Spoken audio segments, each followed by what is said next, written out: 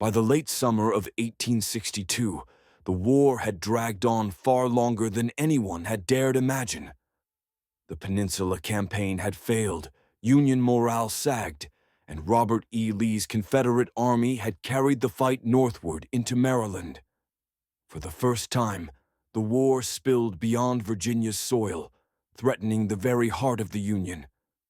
I traveled with the Army of the Potomac under George McClellan as it shadowed Lee's advance.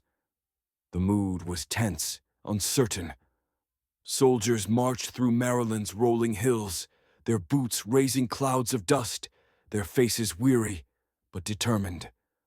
Farmers watched from their fields, unsure whether to cheer or curse. For Maryland was a border state, torn in its loyalties, and the fate of the Union seemed to hang in the balance. On the morning of September 17th, 1862, I stood in a cornfield near a small creek called Antietam, outside the town of Sharpsburg. Dawn had barely broken when the first Union guns thundered, their flashes lighting the mist. The cornstalks shivered under the storm of bullets, the golden ears shredded by musket fire. Men fell by the dozens, their bodies trampled into the mud as lines surged forward, broke, and reformed. The cornfield, as it would forever be known, became a slaughter pen. Union troops advanced, then Confederates counterattacked, then Union forces surged again. I saw brigades vanish into the stalks and emerge broken, their flags riddled with holes, their ranks cut to pieces.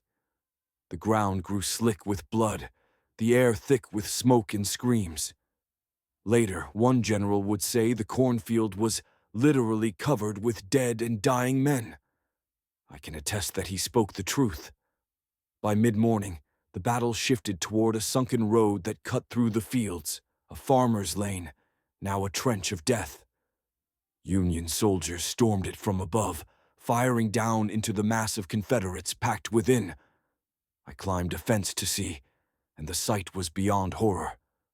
The lane filled with bodies, piled 3 deep, the earth soaked crimson. The survivors fought desperately, slipping on the flesh of their comrades, the cries of the wounded echoing through the haze. From that day, the place would bear a new name, Bloody Lane. Yet the killing did not end there. Southward, near a narrow stone bridge that crossed Antietam Creek, Union forces attacked again and again, only to be driven back by a handful of Confederates perched on the bluffs. For hours I watched men charge the bridge, their blue ranks torn apart by volleys from above. The creek ran red, its waters swirling around the fallen. Only in the afternoon did Union troops finally storm across, pushing the defenders back at terrible cost. All day the battle raged, hour after hour, each side feeding fresh men into the furnace. The thunder of cannon shook the hills, shells bursting in great plumes of earth and fire. Horses screamed, wagons splintered, barns burned. I saw surgeons hacking limbs in makeshift hospitals, their coats soaked with gore. The wounded lay in endless rows, their groans mixing with the shriek of shells overhead. By evening, the fields of Antietam were a vision of hell. Cornfields flattened into mud and corpses, fences splintered, trees scarred by bullets. Everywhere the dead, sprawled in grotesque poses, eyes staring sightless at the darkening sky.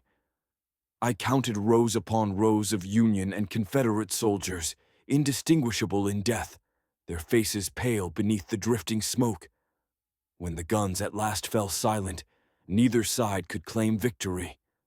McClellan held the field, but he had failed to destroy Lee's army, which slipped back across the Potomac days later. The Union rejoiced at a kind of triumph, but it was hollow.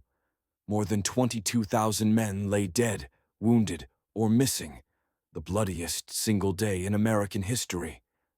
That night I sat by a flickering lantern, my hands trembling as I tried to write. How could words capture such carnage? I wrote of the cornfield, of Bloody Lane, of the bridge over the Antietam. I wrote of the cries of the dying, of the silence that followed. of the sheer waste of life. And in my final lines, I wrote this: "If there is a God who watches over nations, he turned his face from America on this day.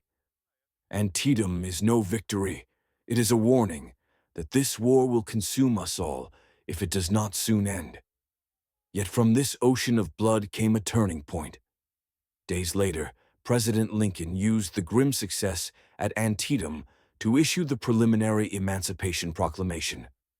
The war, once fought only for Union, was now declared a war for freedom.